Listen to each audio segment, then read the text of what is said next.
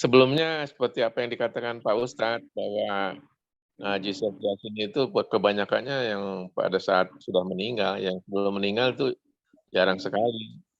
Terima kasih Hmm. Ustaz, apa namanya, pengajian jadi kita lebih tahu lebih banyak gitu. Bunyi hadisnya iqra'u ala mautakum yasin.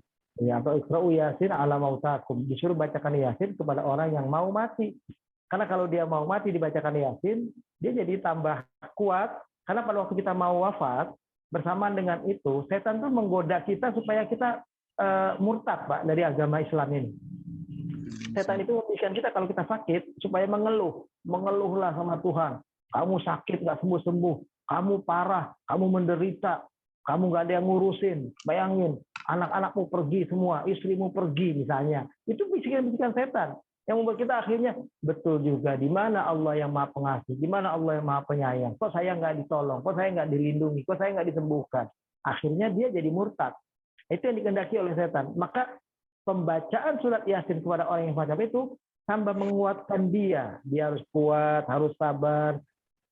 Dia akan mati, tapi mati ini bukan akhir dari segalanya. Dia akan hidup kembali, ada pertanggungjawaban. Nah, itu yang membuat dia akhirnya, saya siap, ya Allah, saya ikhlas. Kalau kau menghendaki aku wafat sekarang, aku sudah siap. Nah, itu begitu jadinya. Karena dibacakan surat Yasin. Sebetulnya surat Yasin ini mestinya dibacakan. Tapi memang harus kita akui kenyataan di kalangan kita kaum muslimin, ada yang memang menjadikan Al-Quran itu pemanfaatannya hanya dari isi bacaannya saja, tanpa dia harus pahami isinya, tanpa dia harus pahami terjemahannya. Dia merasa dengan baca ayatnya saja, bahasa Arabnya saja, ngaji begitu saja, dia merasa dapat kekuatan. Itu boleh-boleh saja sebetulnya, tetapi asal tempatnya yang benar gitu. Jadi walaupun asal ngaji saja, nggak apa-apa, tapi dibacakannya kepada orang yang mau mati, bukan pada orang yang sudah mati. Itu aja sebetulnya. Nah, yang terjadi kita kan adalah keliru membacakan surat Yasin kepada orang yang sudah mati. Kalau itu sebetulnya manfaatnya buat kita sendiri yang masih hidup. Ngaji Yasin buat kita biar ingat, buat kita biar sadar, buat kita biar lebih kuat keimanan lagi.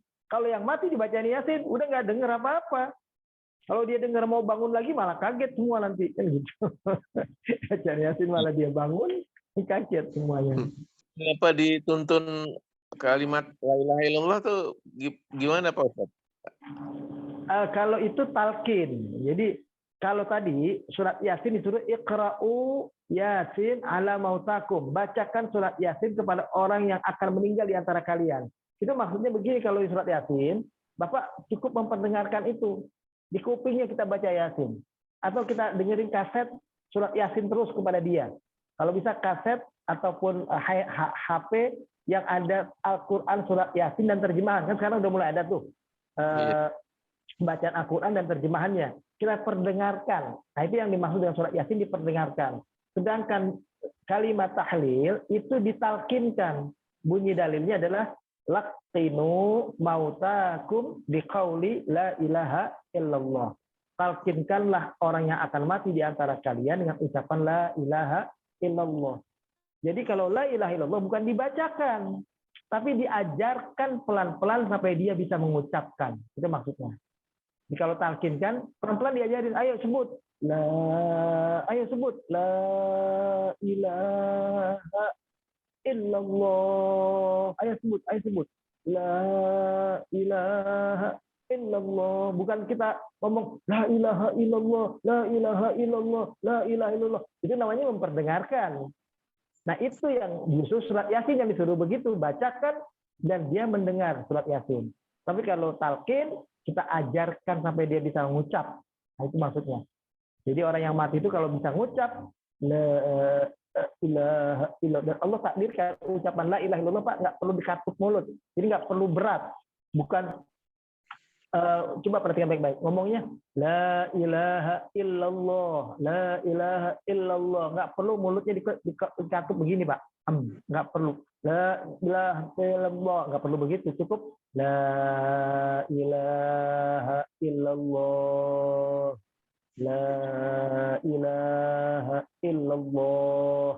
Allah takdirkan ucapan la ilaha illallah itu tidak terlalu sulit, mudah-mudahan bisa diucapkan oleh orang yang akan wafat itu. Dan kalau dia sempat ucap, kata Nabi, man kana akhiru kalamihi la ilaha illallah dakhala jannah. Orang yang wafatnya mengucapkan kalimat la ilaha illallah masuk surga. Dan sekali lagi orang yang husnul khatimah itu bukan orang yang wafat berarti harus wafatnya di masjid, wafatnya lagi sujud, wafatnya lagi baca Quran, wafatnya lagi tawaf, wafatnya lagi apa nih? Lagi zikir-zikir, lagi pegang tasbih wafat. Enggak perlu begitu. Arti dari wafat husnul khatimah adalah seseorang yang wafat dalam keadaan sebagai muslim. Itu adalah husnul khatimah. Karena kalau ada orang yang wafat akhirnya tidak Islam, itu yang su'ul khatimah. Nah, jadi tidak perlu wafat itu harus dalam kondisi baca Quran, kondisi sujud. Perhatikan Nabi, perhatikan para sahabat. Adakah di antara mereka yang ketika wafat dalam keadaan sujud? Adakah di antara mereka ketika wafat sedang baca Quran? Adakah di antara mereka yang wafat ketika wafat itu lagi zikir? Nggak ada.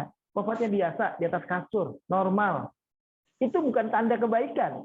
Banyak orang salah paham. Akhirnya, wah orang matinya sujud. Oh pasti benar itu. Tidak, belum tentu. Yang benar itu adalah yang wafat dalam keadaan sebagai muslim. Nah, ini berarti mudah. Semua orang banyak wafat dalam keadaan muslim. Tapi muslimnya bukan muslim KTP. Muslim yang pengakuannya dari Allah. Bukan pengakuannya dari, oh KTP-nya Islam, maka dia wafat muslim. Tidak. Dia betul-betulkah keislamannya yang cirinya ditandai dengan dia sebelum ini rajin sholat 5 waktu. Karena ciri orang muslim dengan bukan muslim adalah dia mau sholat 5 waktu. Kalau orang itu sudah nggak mau sholat, walaupun dia matinya pas lagi sujud saat itu bukan muslim sudah.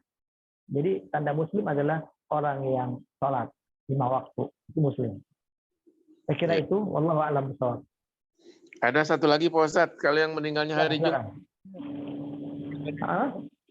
Wafat di hari Jumat. Ya. Sama. Wafat di hari Jumat juga tidak ada keistimewaan apa-apa. Nggak berarti orang wafat di hari Jumat itu istimewa. Nabi wafat di hari Senin, Pak. Iya. Nabi Muhammad wafat di hari Senin. Kalau wafat di hari Jumat itu istimewa, Nabi wafat di hari Jumat. Ya. Hanya saja kalau wafat di hari Jumat, berkesempatan akan disolati oleh orang banyak habis sholat Jumat. Jadi yang doain akan lebih banyak. Itu sebetulnya. Hari itu adalah hari orang banyak berdoa, banyak berzikir. Jadi kalau disuruh doain orang itu yang wafat di hari Jumat, orang semua dengan senang hati mau. Karena ini menganggapnya hari istimewa, hari Jumat. Angkat tangan semua berdoa. Tapi kalau di hari Ahad, orang mati misalnya, lagi jalan-jalan, lagi senang-senang, akhirnya nggak semua banyak orang yang mau mendoakan. Itu begitu. Jadi bukan juga sebuah keistimewaan yang istimewa bagaimana. Hanya cuma orang mati dari Jumat, salah satu tanda kebaikan ada padanya. Dia wafat di hari Jumat. Dia wafat di malam Jumat. Salah satu tanda kebaikan ada pada dia. Bukan berarti orang itu bakal masuk surga langsung kalau mati di hari Jumat. Itu nggak ada dalil itu. Ya, melihat surat Yasin ayat 82 ya Pak Ustadz. Itu kan di situ disebutkan bahwa sesungguhnya hanya Allah lah yang berkata kun fayakun gitu. Tapi di media sekarang ini atau kadang-kadang di pergaulan sehari-hari itu ada orang-orang yang begitu mudahnya bilang pokoknya kun fayakun gitu. Jadi gitu. Itu boleh atau gimana? Apa ada sanksi syariatnya seperti itu? Terima kasih Pak Ustadz. Iya. Baik, justru ini adalah sebuah kesalahan besar. Ya, kesalahpahaman besar tentang arti kun, fayakun. Tadi sudah saya sampaikan, arti kun itu adalah kalimat langsung dari Allah yang menunjukkan agar sesuatu itu jadi. Jadilah. Kayak kita ngomong simsalabim, kayak ngomong abrakadabra, kayak ngomong begitu. Nah, itu pun sebenarnya hanya untuk membantu supaya kita nalar berpikirnya mudah, oh Allah tinggal bilang iya, jadilah dia. Itu begitu. Jadi kalimat fayakun adalah keterangan dari hasil dia mengucapkan kalimat kun. Jadi bukan satu kata, bukan kun fayakun. Kita kan menganggap itu satu kata, kun fayakun. Makanya ada judul film kun fayakun. Setelah film yang bakal jadi, bakal ditolong Tuhan, bakal dijadikan segera. Padahal tidak begitu. kehendak Allah itu sendiri pun sebetulnya nggak pakai omongan. Kan tadi sudah saya bilang. Bahkan Allah nggak perlu ngomong kun sebetulnya, nggak perlu ngomong kun. Kalau sudah terbesit dalam dirinya, dia akan menciptakan sesuatu, langsung wujud sesuatu itu. Itu. Nah, itu jadi kata-kata kun itu hanya untuk membuat kita jadi lebih mudah memahaminya. Nah, Allah apabila ingin melakukan sesuatu, baginya tinggal mengatakan kun, maka terjadilah barang itu. Itu begitu sebetulnya. Allah tinggal bilang jadi, maka barang itu akan wujud. Allah tinggal bilang kun, dalam bahasa Arab, maka barang itu akan wujud. Nah itu. Nah tapi bukan berarti Allah harus ngomong dulu kun jadi, kun jadi, kun jadi, kun jadi sambil nunjuk-nunjuk. Enggak begitu. Itu tukang sulap yang begitu. Kalau Allah nggak pakai begitu, langsung terbesit keinginannya, ingin bilang kiamat, kiamat sudah terjadi. Ingin bilang hadir, hadir. Ingin bilang Maryam hamil tanpa bapak, lahir. Dia hamil tanpa bapak. Nah, kan itu yang saya bilang tadi. Manusia di zaman Nabi Sulaiman aja ada yang pinter, kan gitu kan. Singgasana Ratu Balkis dengan cuma Nabi Sulaiman merem, melek, udah ada. Masa Allah pakai ngomong kun dulu kan gitu. Kalah cepet dong sama makhluknya. Itu makhluknya itu, manusia. Allah lebih cepat dari itu. Jadi maksudnya kata-kata kun di situ adalah begitu terbesit dari kehendak Allah akan terjadinya sesuatu, maka sesuatu itu akan segera wujud, walaupun tanpa dia bicara, tanpa dia melakukan gerakan, sekedar keinginannya saja. Itu maksudnya gitu. Nah itu makanya ditutup dengan Subhanallah, ya maksudnya Allah alladzi malakutu kulli syai', yang menguasai segala sesuatu itu, ya dia dengan tangan dan kekuasaannya. Ngomong kun saja itu sebetulnya cuma bahasa dari Allah supaya mudah kita pahami, kan gitu. Karena logika kita kan berpikir ngomong dulu dong simsalabim baru jadi, ngomong dulu dong abrakadabra baru jadi, ngomong dulu dong 1, 2, 3. Nah, kalau yang Pak itu yang pelawak ngomong dulu prok prok prok jadi, kan gitu. pakai tindakan dulu baru jadi. Nah Allah bilang kun baru jadi. Padahal tanpa bilang kun bisa jadi. Itu begitu. Jadi istilahnya itu cuma untuk kemudahan kita berpikir. Di dalam firman Tuhan yang lainnya, sesuatu itu kan ada sebab akibat ya, Pak Ustadz ya. Betul. Allah menciptakan sesuatu itu ada sebab akibat dan ada proses. Ada yang terlibatan Tuhan langsung, ada yang terlibatan juga hambanya. Jadi Allah itu berfirman dengan kata-kata aku dan juga dengan kata-kata kami gitu, kami.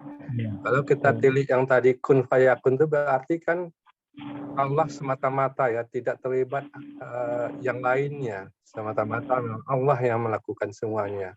Tidak ada sama sekali unsur daripada hamba-hamba yang lainnya gitu. Apa betul ya Pak Ustadz? Pemahaman saya begitu. Dua-duanya betul yang Bapak sampaikan.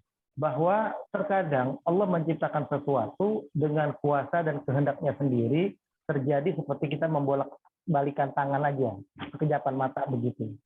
Terkadang seperti itu. Dan itu biasanya pada kalimat yang berbahasa aku, di situ Allah menunjukkan bahwa dia sendiri yang menciptakan tanpa peran pihak lain. Contoh, wa ma khalaqtul jinna wal insa illa liya'budun. Tidak aku ciptakan jin dan manusia kecuali itu beribadah kepadaku.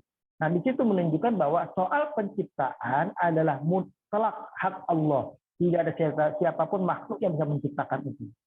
Tapi ketika Allah menjelaskan tentang penciptaan manusia, di situ ada proses, maka dia membahasakannya kalimatnya ya, faja'alnahu fi qararim makin. Maka kami jadikan manusia itu di tempat yang kokoh. Kami tempatkan di sana. Kata-kata kami jadikan, karena di situ ada unsur peran lain yang menjadi sebuah proses, yaitu rahim seorang wanita. Kemudian ada sentuhan laki dan perempuan, memasukkan sel sperma ke dalam sel telur, mempertemukan itu. Dan kadang-kadang bisa dalam sebuah tempat namanya tabung. Ya, dibuat seperti itu, ada yang namanya bayi tabung seperti itu. Nah, itu makanya bahasanya tsumma ja'alnahu, nah, makanya kami. Itu begitu. Jadi dua-duanya bisa. Bisa Allah menghendaki sesuatu itu terjadi dengan sebuah proses, melibatkan makhluknya yang lain, supaya kita juga menyadari bahwa Allah juga memberikan peluang manusia untuk berbuat sesuatu sehingga memahami hukum sebab akibat. Itu betul. Ya. Tapi di sisi lain juga bisa terjadi sesuatu tanpa keterlibatan makhluknya sedikit pun. Contoh seperti penciptaan manusia secara umum tadi, hanya dia yang menciptakan manusia, atau katakanlah penciptaan Nabi Adam pertama kali. Hanya dia yang menciptakan Adam, membuatnya sedemikian rupa, menjadi badan dulu, tubuhnya yang besar dulu, baru terakhir ditiupkan roh. Itu nggak dilibatkan siapapun, nggak dilibatkan malaikat, nggak dilibatkan manusia. Hadirlah Adam.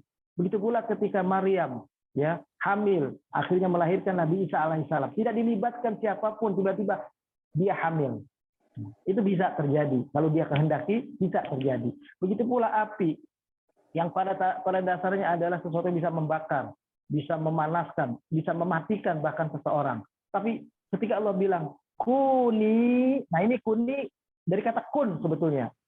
Tapi karena dia api itu adalah jenisnya dalam bahasa jenis perempuan, mu'annas, maka bunyinya menjadi kuni bardan, wassalaman ala Ibrahim. Wahai api, jadilah engkau dingin. Allah bilang dingin, maka api itu dingin. Nah, itu menunjukkan bahwa bisa seketika juga Allah melakukan itu. Penciptaan langit dan bumi, Allah ciptakan dengan keterlibatan makhluknya yang lain. Diajak kita berpikir bahwa ini semuanya ada prosesnya. Disebutkan makanya penciptaan langit dan bumi dengan proses selama 6 hari. Kan gitu. Itu untuk menunjukkan bahwa ini tidak terjadi begitu aja, tapi ada proses. Kayak hujan turun, itu ada prosesnya. Dari air laut yang dibawa ke atas, ada uapnya, uap dibawa ke atas, menjadi awan dan bergumpal hingga nunggu, kemudian kapan dijatuhkan airnya itu, dan seterusnya. Itu begitu. Jadi dua-duanya bisa. Terkait dengan Allah melakukan itu semua, apakah terbesit karena Allah sendiri, ataukah memang permintaan sesuatu hambanya?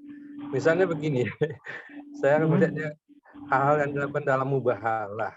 Mubahalah itu kan tidak ada lain orang tempat mengadu, sudah semua proses dicari, nggak ada keadilan dan sebagainya, sehingga mereka melakukan mubahalah, sehingga Allah menjalankan dengan caranya sendiri. Apakah itu termasuk dalam konteks yang demikian juga itu, Pak Ustadz? Karena kalau melihat contoh-contoh sekarang kan sangat orang nggak percaya gitu ya, gitu. Ini mubahalah apa bukan, korban mubahalah apa enggak gitu. Nah, ya itu. Ya, gini Pak, saya coba jelaskan. Mubahalah itu sebetulnya hanyalah untuk menenangkan manusia yang menuntut keadilan supaya dirinya lebih tenang bahwa janji Allah yang akan memberikan kemenangan kepada dia, yang akan menegakkan keadilan pada dia yang terzalimi itu akan dia dapatkan. Meskipun pada akhirnya keadilan yang sebenar-benarnya tidak akan bisa kita peroleh di dunia ini. Ada yang bisa, ada yang tidak. Dan banyak yang tidak bisa kita peroleh, nanti keadilan itu akan ada di hari kiamat. Alaihissallahu bi ahkamil hakimin. Karena Allah adalah hakim yang seadil-adilnya. Dan itu terjadi nanti di hari kiamat. Adapun mubahalah adalah hanya satu cara yang membuat kita ini sebagai penuntut keadilan merasa sedikit lebih tenang gitu, karena udah mubahalah tuh kayaknya kita udah keluar, udah plong. Mau nantinya Allah benarkan mubahalah itu terjadi atau Allah tidak lakukan seperti yang kita inginkan, maka itu bisa saja lewat begitu saja, Pak. Sama dengan kayak kita sholat istikharah, itu tidak serta merta nanti ada bisikan pada diri kita, di kuping kita, kalau mau pilih yang dari A sama B, kamu pilih B, pilih B, ada suara. Enggak begitu. Bisa terjadi adalah kita hanya memilih B, tapi kita merasa mantap hati kita memilih B. Bisa terjadi kita memilih A, tapi mantap hati kita memilih A. Tanpa ada langsung jawaban langsung dari Tuhan, kamu pilih B, kamu pilih A. Itu begitu. Itu tidak begitu dalam soal istikharah. Jadi mubahalah pun sifatnya adalah hanya untuk menenangkan kita yang menuntut keadilan di dunia yang belum terselesaikan. Meskipun kita tahu penyelesaian akhir tetap nantinya ada di akhirat. Kayak sekarang ini yang terjadi, ada yang mengatakan mubahalah boleh jadi ini adalah mubahalah keluarga KM 50 dulu. Makanya polisi sekarang tentang perenang kayak begini, babak belur, kejadiannya kayak begini macam-macam. Misalnya ada yang mengatakan itu. Bisa saja benar pandangan itu, tapi juga bisa salah. Tidak bisa kita katakan itu pasti benar. Kenapa? Karena bisa jadi Allah cuma ada pertimbangan lain memunculkan keadaan-keadaan seperti ini. Bukan sebagai sebuah jawaban dari kalimat mubahalah itu langsung. Nah, jadi mubahalah itu sekedar untuk membuat tenang kita. Kita kalau sudah mubahalah jadinya, para penegak kebenaran merasa tenang dengan pilihan hidupnya. Sebetulnya itu. Surat Yasin ini jantungnya Al-Quran kan begitu Pak. Betul. Tapi ternyata waktu kemarin isinya banyak juga ya hal-hal yang keutamaannya.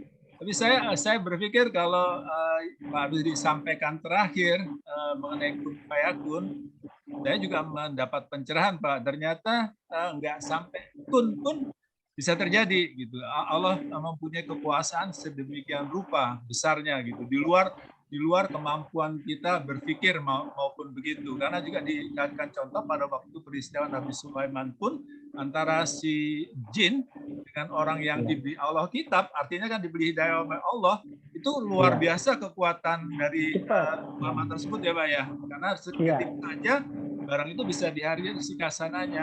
Nah, saya melihat perjalanan dari surat Yasin ini kan memang dimulai kan kita sudah bahas mengenai ayat-ayat doa. Itu kan merupakan satu ciri khas mukjizat daripada Al-Quran. Nah, kan kemudian masuk ke surat menyatakan bahwa Al-Quran ini yang hakim. Saya juga baru kemarin juga merasa hidup sebetulnya gitu. Nah, yang hidup ini kan hati kita. Karena kan kemudian kalau kita melihat perjalanan babak pertama dari surat Yasin ini kan memberikan suatu gambaran konsekuensi jauh daripada dakwah itu membuat orang demikian rupa kondisi kekafirannya sampai dilukiskan seperti orang yang tertengadah, terbelenggu sampai tangannya begitu, terus depan belakangnya sampai nggak bisa.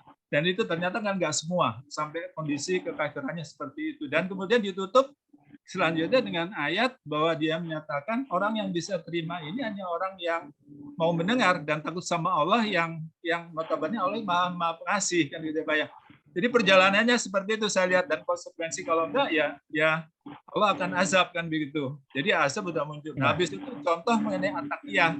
At-Taqiyah saya lihat sih sebagai contoh ya Pak ya daripada ayat 1 sampai 12 itu gitu. Nah, di situ komponennya ternyata yang menjadi teladan yang kita perlu teladani adalah si Habib Nazar ya Pak ya.